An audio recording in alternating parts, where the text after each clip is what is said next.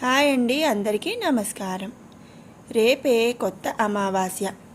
ఈ కొత్త అమావాస్య రోజు ఏమి చేయాలి, మరి దీని యొక్క ప్రాముఖ్యత ఏమిటి, ఈరోజు చేయకూడని పనులు అలాగే చేయవలసిన పనులు ఏమిటి అనే ముఖ్యమైన విషయాలు ఈ వీడియోలో తెలుసుకుందాము. కొత్త అమావాస్య ఎప్పుడు వస్తుంది అనే విషయం ఇప్పుడు తెలుసుకుందాం.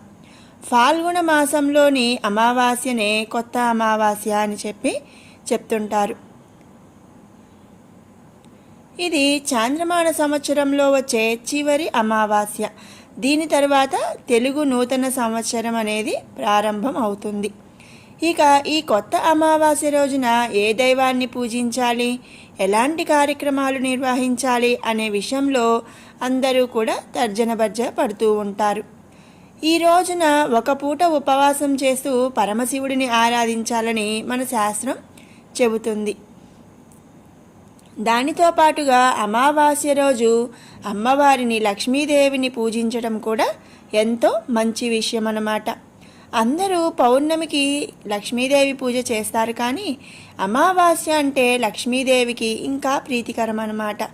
అమావాస్య రోజు లక్ష్మీదేవిని పూజించటం అనేది ఎంతో మంచి విషయం.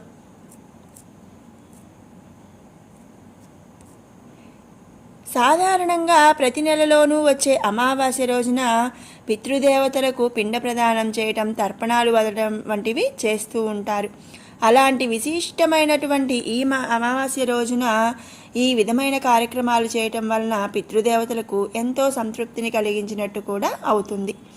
ఇక ఇలాంటి కార్యక్రమాలు ఆయా పుణ్యతీర్థాలలో నిర్వహించడం వలన ఉత్తమ గదులనేవి లభిస్తాయి అని కూడా చెప్తున్నారు.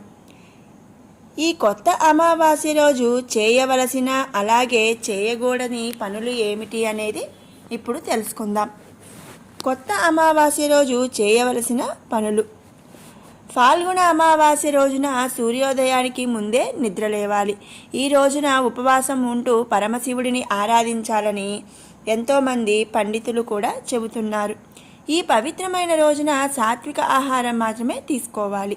అలాగే ఈ రోజున ఖచ్చితంగా ఉపవాసం అనేది ఉండాలి. ముఖ్యంగా సాయంత్రం వేళ ఇంట్లో దీపాలను వెలిగించడం ఎంతో ఉత్తమం. అలాగే పేదలకు వస్త్రాలను దానం చేయటం, ఈ రోజున పూర్వీకులకు తర్పణం చేయటం వంటి మంచి పనులు కూడా చేయాలి. ఈ రోజున పూర్వీకులను సంతృప్తిపరిస్తే మీరు అనుకున్న కార్యాలు దిగ్విజయంగా పూర్తవుతాయి.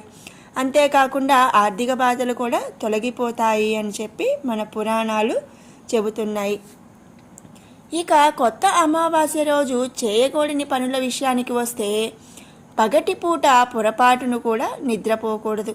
అలాగే ఈ రోజున వెల్లుల్లి, ఉల్లి, మాంసం, ఆల్కహాలు వంటివి తీసుకోకూడదు. ఈ రోజున నలుపు రంగు దుస్తులను అస్సలు ధరించవద్దు. అలాగే శుభ్రమైన బట్టలు ధరించాలి. ఈ రోజున ఖచ్చితంగా బ్రహ్మచర్యాన్ని పాటించాలి. కలయికలో అస్సలు పాల్గొనకూడదు.